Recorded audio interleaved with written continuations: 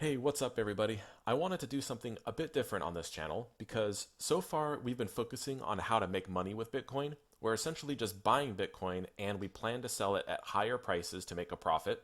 But in this video, I want to talk about the fundamentals of Bitcoin and why it has value in the long term. We all know what price has done over the last decade, where it went from 50 cents to where it is now at $55,000, but most people don't understand why this happened. Most people just assume it's a bubble or it's tulip mania, it's a repeat of the tech bubble. Other people refer to the greater fool theory, which means the only reason Bitcoin has value is because someone else is willing to pay a higher price. Well, in my opinion, both of these assumptions about Bitcoin are incorrect, and in this video I'm going to explain why Bitcoin is a better money than the fiat currency we all use today. Before I found Bitcoin, I was a currency trader, also known as Forex, which is short for foreign exchange, and I did this as a side hustle for a while. In order to trade currencies, you obviously need to have a good understanding of currencies and also the economic events that can potentially change the value of currencies around the world. As a currency trader, you learn a lot about monetary policy, central banking, and inflation. In 2020, we all saw the massive amounts of money printing by all the central banks around the world. So I started taking a closer look at inflation, and while it seems that this is a small issue to most of us, it's actually a bigger societal problem than a lot of people think. I encourage all of you to check out a free documentary on YouTube called The Money Masters. It's a little dated, but it's more relevant today than ever. I have a link in the description below. After watching that documentary, I started thinking, how could I protect my family from hyperinflation or some kind of insolvency event? At first, I thought about assets like stocks, gold, and real estate, but all of those assets have their own challenges. And then I started taking a closer look at Bitcoin, and this was in July 2020 when the price was around $9,000. Fast forward to today, I've spent hundreds of hours learning about the history of money, the history and architecture of Bitcoin, as well as the Lightning Network. And now I'm wondering what other people must think about Bitcoin if they were to just go to Google and type in, why does Bitcoin have value? And maybe click on the first link. Well, I found an article by Investopedia, and it's actually very good. The information lines up with a lot of the things that I've learned. I encourage you to go there and read that after watching this video, and the link is in the description below. In order to understand why Bitcoin has value, we need to understand what are the value properties of a successful currency. There are 6 key attributes, which are scarcity, divisibility, utility, transportability, durability, and counterfeitability. Let's talk about the first attribute, scarcity. This is probably the most unique attribute for Bitcoin because Bitcoin is the only asset on Earth that can guarantee its scarcity. And the reason the scarcity is guaranteed is because it's transparent and decentralized. Since all Bitcoin transactions are added to a public ledger, we can see exactly how many Bitcoins are in circulation and how many have not been mined yet. We can also see how many Bitcoins have not been moved in over a year or 2 years or any amount of time. This is important because prices are driven by supply and demand. So if you're trying to value an asset, you always have to consider the supply side. And this is not the case for dollars or gold or most other assets on Earth. There's no way anybody can prove to me or to anybody how many dollars or how much gold there is in circulation, or how much of it can be mined or can be printed. But for Bitcoin, we know exactly how scarce it is. There will only be 21 million Bitcoins in existence. There will never be more than that. Currently, there's about 900 Bitcoins that can be mined every day, and this number is going to be cut in half to 450 in the year 2024. Now, this halving event is responsible for Bitcoin's rising prices because if the supply of an asset is cut in half, then even if demand stays the same, then prices will go up. We even saw this yesterday. Corn futures rise on supply concerns. And we also saw this with chicken wings. This happens because when there is a sudden change to supply, in these situations not only is the supply reduced, but demand also increases because when something becomes more scarce, then more people want to buy it. The exact same thing happens for Bitcoin when the mining rewards are cut in half. What do you think would happen to prices of oil if the production was permanently cut in half all around the world? Right, there is only one direction it could go. Now let's talk about divisibility. Can you use the currency to easily buy small items, and can you also use it to buy big items?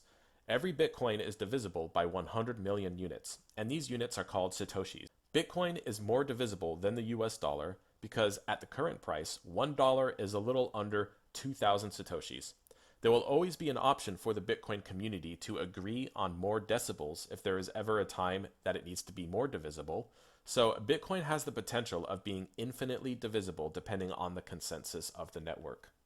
Now, utility and transportability kind of go hand in hand, so I'm going to explain these points together. What this means is that a valuable currency needs to be widely accepted by enough people so that you can barter with the currency rather than bartering with goods. After all, that is the purpose of a currency. It's to act as a medium of exchange. I feel like these two attributes are what most people misunderstand about Bitcoin. People say it doesn't offer any utility or the transfers aren't fast enough, and if you made this argument just a year ago, maybe I would have agreed with you.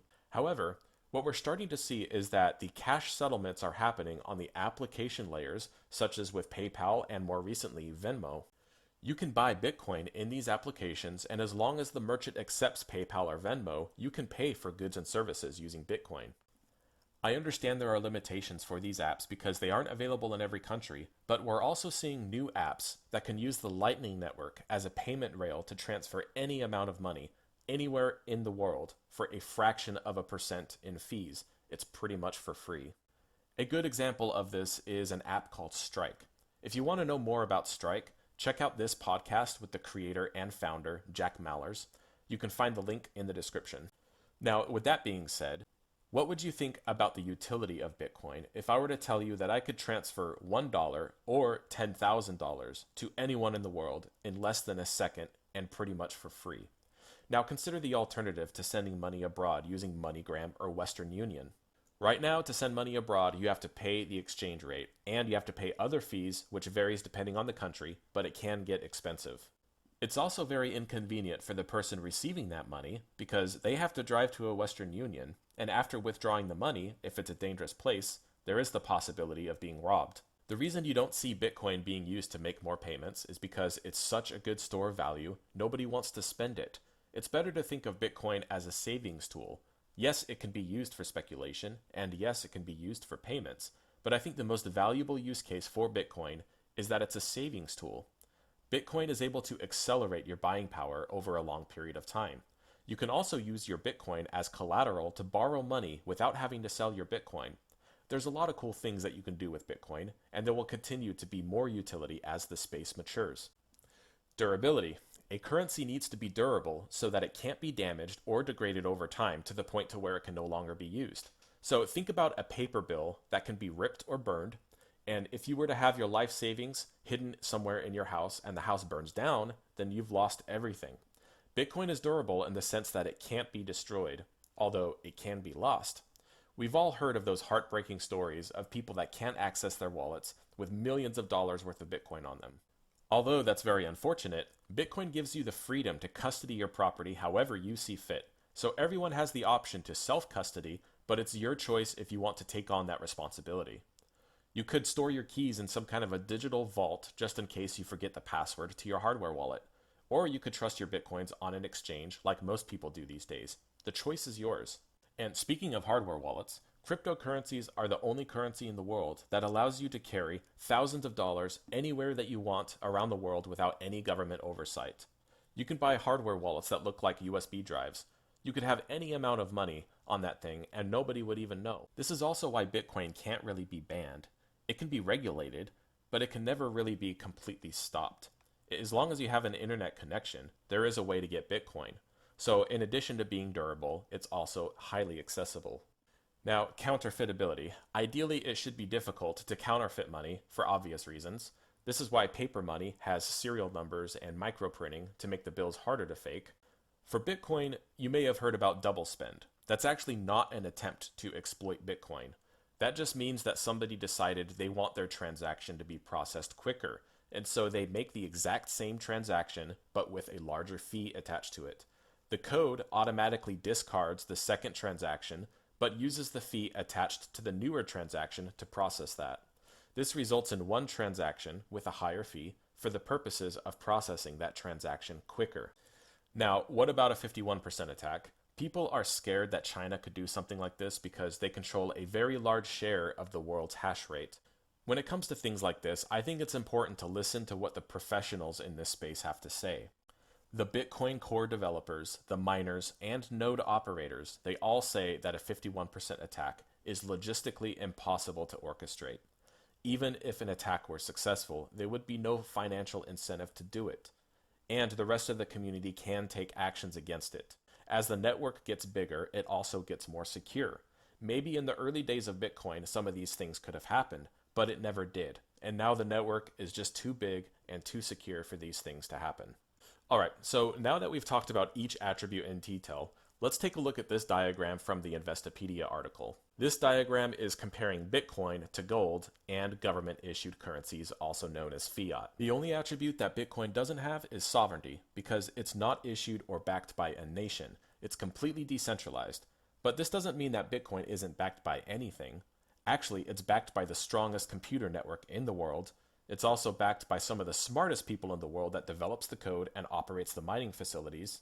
It's backed by the largest crypto exchanges in the world that allows people to buy and sell. It's backed by literal rocket scientists that own Bitcoin like Michael Saylor and Elon Musk.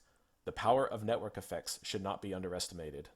So, in conclusion, the reason Bitcoin has value is because it's the only currency on Earth that contains all of the value properties of money.